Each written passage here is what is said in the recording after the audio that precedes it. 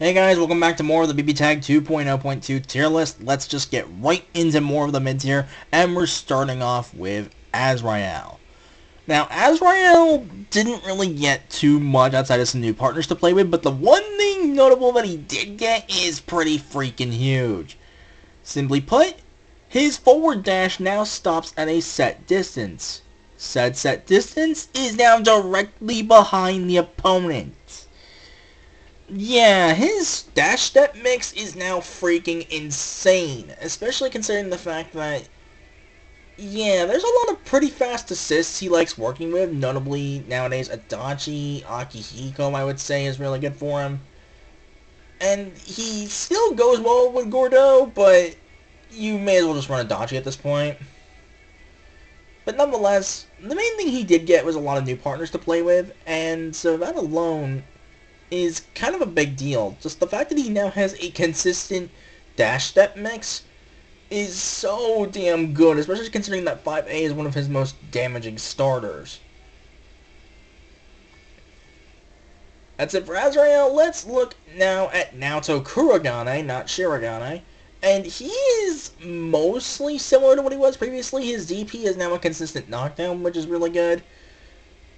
And the fact that a lot of his Phantom Pain dash cancel stuff, notably going off of his Rekkas, the Rekkas themselves go a bit farther, which is a big thank God moment, but outside of that, he's still basically same old Kurogane.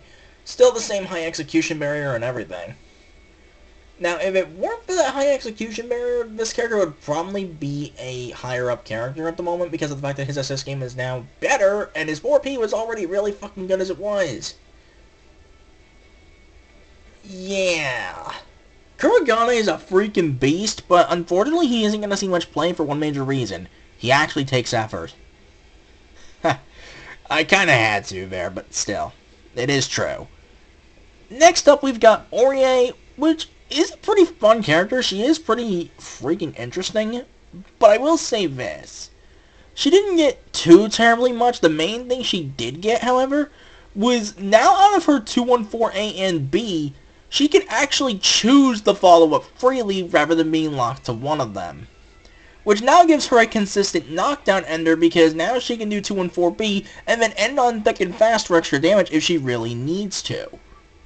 Which, speaking of which, I have to mention the Dustloop wiki page for a second because I love that wiki. The little remark they gave for thick and fast was, that was my nickname in high school. I'm not kidding. That's the freaking remark they gave it for Orie. And that's kind of hilarious. There's plenty more shit like that on Dustloop as well, so look forward to that if you're curious for more of that shit. Anyway, the main thing with Orie is that she still feels like an honest character in BBTAG, which in most cases is a pretty fatal issue, but she at the very least has a few new tools to play with, which I honestly think is pretty nice.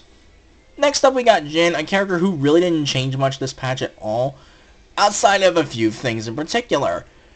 His JBB link is now swapped, so his old JBB is now his JB, and his old JB is now his JBBB, giving him a better ranged jump in. And especially the new DP. That new DP is so damn good. His old one was his 623C, if we're going by Central Fiction logic. Now it's his 623D, which is his best reversal. Yeah, that was such a good change. Also the fact that now his 214B now automatically goes into the follow-up on hit at least. I'm not sure about unblock, but I think it might be unblock as well. That's also really nice. So Jin did get some nice stuff. Unfortunately, he still kind of feels like he's been left in the dust in this patch, unfortunately. But what can you really do? The new stuff he got was amazing, but honestly, it didn't change too much about him.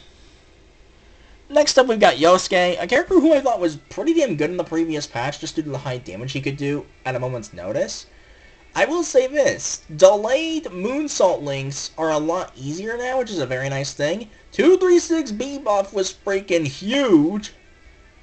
And on top of all of that, he now has a J2A, which is his old 5A/4A auto combo ender in his kunais. And that is really freaking nice. The main thing I will say, however, that kind of knocks Yosuke down, it's just simply one thing. A lot of other characters got much better stuff than he did. that's literally the only reason I have to put him this low, unfortunately. And even then, upper end of mid tier is still incredibly respectable for the dude. Next up, we have the former best character in the game, in my opinion, in the previous patch, Yuzuriha. Now, she is still so damn fun, but she got hit really hard this patch. The triple JB loops are gone completely outside of in the corner, but even then, you're not going to be looping like JBBB to JBBB anymore. Effectively, what she has to do now is rely heavily on stance, and she has so many ways to go into it now. Her B string and her, if you hold the button, now goes into stance even on block, so that is a pretty big deal. The fact that now when she does her teleports, she can go straight into stance if you just hold the button again, which again is a big deal. Like, she has a lot of different ways to go into stance now. The main thing she did lose, though, is that her 6P, which was formerly arguably the best assist in the game, is a bit slower, and her point flashes are a bit slower as well. That does give her a new bread and butter route, which is pretty damn fun to play with. I love when I can actually do stuff off of those things. And that kind of came back in this patch, which, thank God. I would say this is probably the most fun Yuzu's ever been. But I will say that she definitely got hit pretty hard this patch. Now she's pretty much relegated to strictly being a point character. And I only have to put her a little bit more inward on that role because she can still anchor as well. Just not quite nearly as good as she could previously. That said, we are wrapping up the mid-tier with Rachel fucking Alucard. All I have to say is, 4 wind stocks is insane. The fact that she can now wind after Lotus Barrel and Sword Iris is insane. She feels basically like Central Fiction Rachel now. And that is amazing. The health buffs kind of screw her over, and really that's the main reason I can't put her any higher. If I could, I'd have put the character at least in high mid-tier. But unfortunately, I can't quite do that. Speaking of which, let's move on to the start of high mid-tier with Mika. Mika this patch, holy shit, I am legitimately terrified. EX Missile is now completely projectile invincible, and she has a chargeable JB now, which is a pretty freaking massive overhead, I might add. Yeah, those two things alone, combined with a faster 6P, at least to my knowledge, makes this character so much more of a threat, it's not even funny. Now, I would have put her higher if it weren't for the one major nerf she did take home. The 555B no longer consistently links into 2C because of a decrease in untechable time, but, it's a small price to pay, given all the new stuff she has. Holy shit, Mika, you are actually scary this patch. And to wrap up this particular video as far as the low mid-tier goes, we're going to be talking about one of the new characters again. Celica A. Mercury. I was going to say the full name, but I forget what it was. I want to say it's Ayakashi, but I forget offhand. Basically with Celica, point Celica is freaking scary. An 8-frame disjointed normal that rivals Jesus Kick in terms of range. Pretty damn good drive buttons, including those having armor in her B series and her 214B in particular. And not to mention the fact that she has a safe on block instant overhead in JC, well, if you get it at the right height, and it's also cancelable on block. That alone is fucking stupid. The main thing I will say is her assist game is kinda bleh. 5P is good, 6P is alright, 4P is just garbage. It's alright in healing circumstances if you really need it, but that's really about it. The main thing I will say though is that just that instant overhead alone is so fucking dumb. Why the hell is that cancelable on block? Just saying, why? And not to mention, her enhanced specials are much easier to get this time around, now no longer needing recoverable health.